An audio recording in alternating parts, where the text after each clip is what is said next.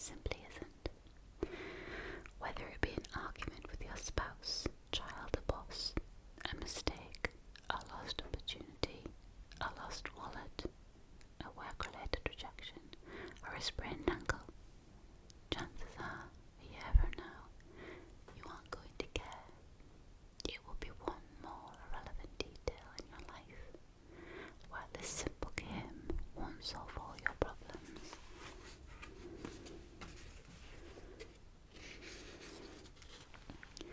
It can give you an enormous amount of needed perspective.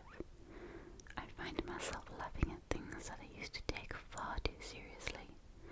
Now, rather than using up my energy feeling angry and overwhelmed, I can use it instead on spending time with my wife and children, or engaging in creative thinking.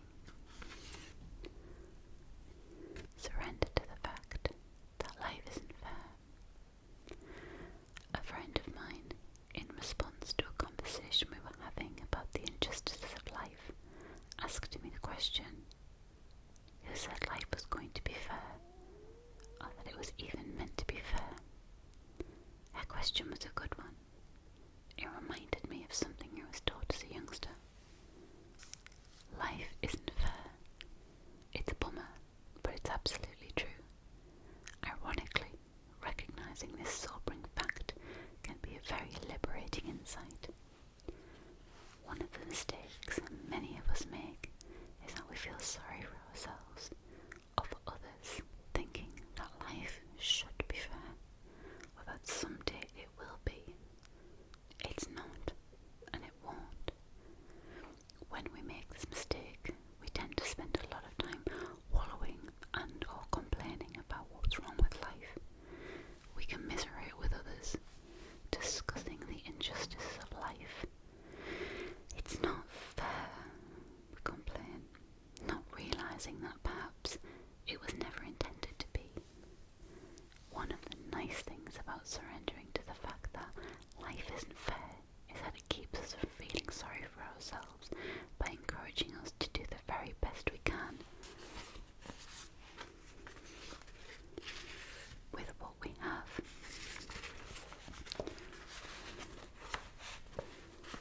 We know it's not life's job to make everything perfect. It's our own challenge. Surrendering to this fact also keeps us from feeling sorry for others, because we are reminded that everyone is dealt a different hand, and everyone has unique strengths and challenges. This insight has helped me to deal with the problems of raising 2 children, the difficult decisions I've had to make about who to help and who I can't help, as well as my own personal struggles during those times that I have felt victimized or unfairly treated. It almost always wakes me up to reality and puts me back on track. The fact that life isn't fair doesn't mean we shouldn't do everything in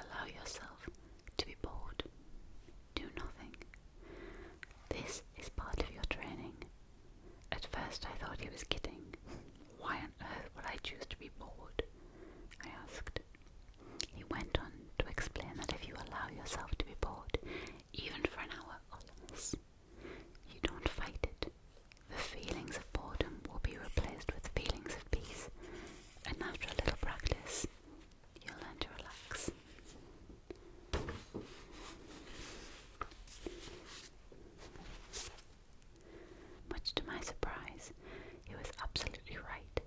At first I could barely stand it. I was so used to doing something every second that I really struggled to relax.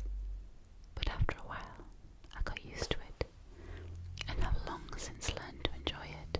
I'm not talking about hours of idle time or laziness, but simply learning the art of relaxing, of just being, rather than doing for a few minutes each day. There isn't a specific technique or other than consciously doing nothing. Just sit still, perhaps look out the window and notice your thoughts and feelings. At first you may get a little anxious, but each day it will get a little easier. The payback is tremendous. Much of our anxiety and inner struggle stems from our busy, overactive minds, always needing something to entertain them, something to focus on, and always wondering what's next. While we're eating dinner, we wonder what's for dessert. While eating dessert, we ponder what we should do afterward. After that evening, it's what should we do this weekend? After we've been out, we walk home into the house and immediately turn on the television, pick up the phone, open a book, or start cleaning. It's almost as though we're frightened at the thought of not having something to do, even for a minute. The beauty of doing nothing is that it teaches you to clear your mind and relax. It allows your mind the freedom to not know for a brief period of time. Just like your body, your mind needs an occasional break from its hectic routine. When you allow your mind to take a break, it comes back stronger, sharper, more focused and creative. When you allow yourself to be bored, it takes an enormous amount of pressure of you to be performing and doing something every second of every day. Now, when either of my two children say to me, "Daddy, I'm bored," I respond by saying, "Great, be bored for a while. It's good for you." Once I say this, they always give up on the idea of me solving their problem. You probably never thought of someone who would actually suggest that you allow yourself to be bored. I guess there's a first for everything.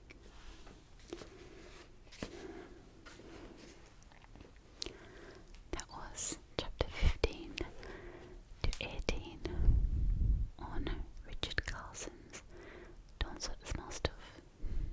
One of my favourite books. And on that note, I'm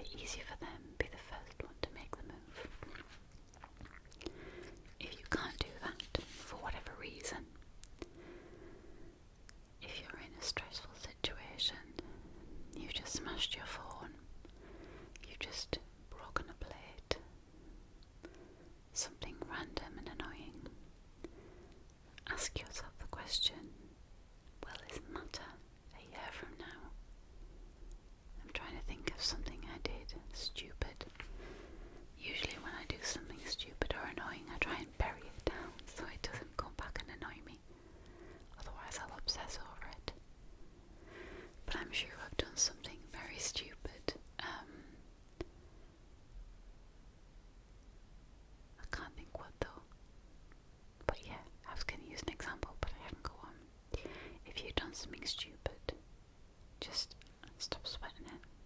Ask yourself, this exact time next year, will I still be thinking about this? And I guarantee you probably won't. So just let it go. Let it go. She did have a point, that girl. The song might have been played to death, but she had a point. If neither of those apply to you,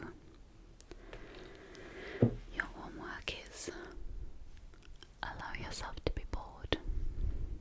If you are in the house, sitting on the computer, and you're eating dinner, or you're trying to find things to do, you don't have anything to do, you're just trying to fill your time, turn everything off. Everything, put your phone down, turn this computer off. At the end of this video, I'll put it to sleep. Just sit there. I kind of do this when I fold laundry.